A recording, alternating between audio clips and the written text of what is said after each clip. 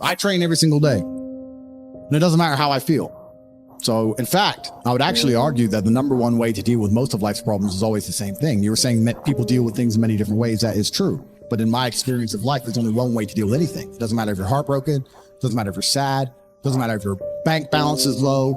It doesn't matter if you lose a family member. It doesn't matter what it is. The answer to everything is always the same. Hard work. Work harder. The worse things are, the harder I will work. Jail changed me and I had some trouble in there. I never missed a single day's training. Since I've left jail, I can't sleep. I have nightmares. I've been training harder than I've ever trained. I put it all over Twitter. I'm doing 6-7 hour days. I could sit around and complain about being tired. I could sit around and be a bitch. I could sit around and cry, or I could just work harder than I've ever worked.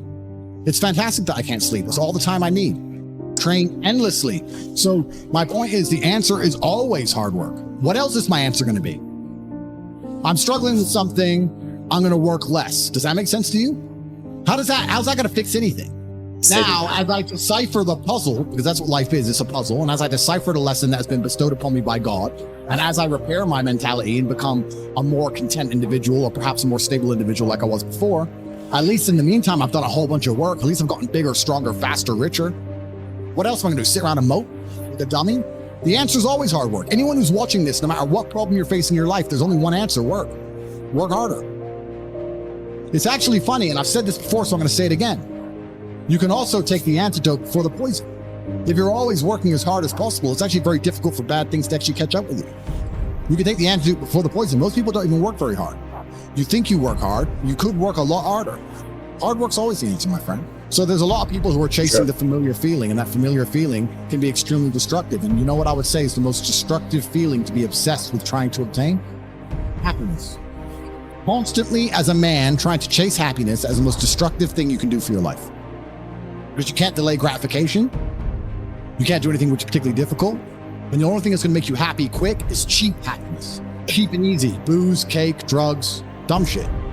Real happiness, real contentment and pride takes a long time to build. You have to be able to be unhappy to have a greater reward at the end.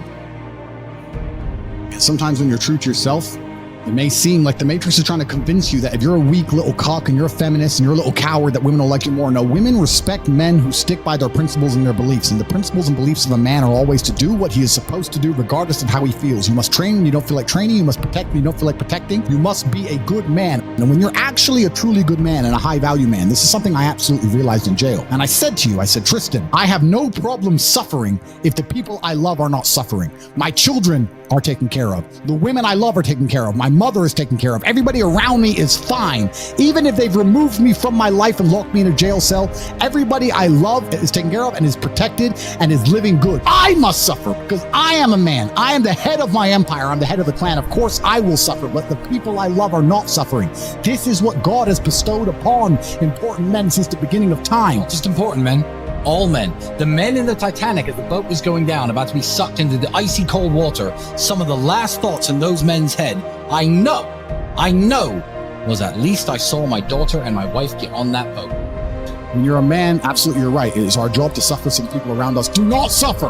And that's why if you're a man and you're waking up every day and you're not trying your very best to be important or upgrade yourself or upgrade your character, or you're lacking motivation, then you have a serious problem, because it is your job to be capable of dealing with the insurmountable pressure which God is going to put upon you so that when you suffer, everyone around you does well. Our lives are set up that even if they throw us in a dungeon today, everybody we love will be okay forever. And that is what's most important. That's the most important thing. That's success. Would your wife have a roof over her head? Would your children eat?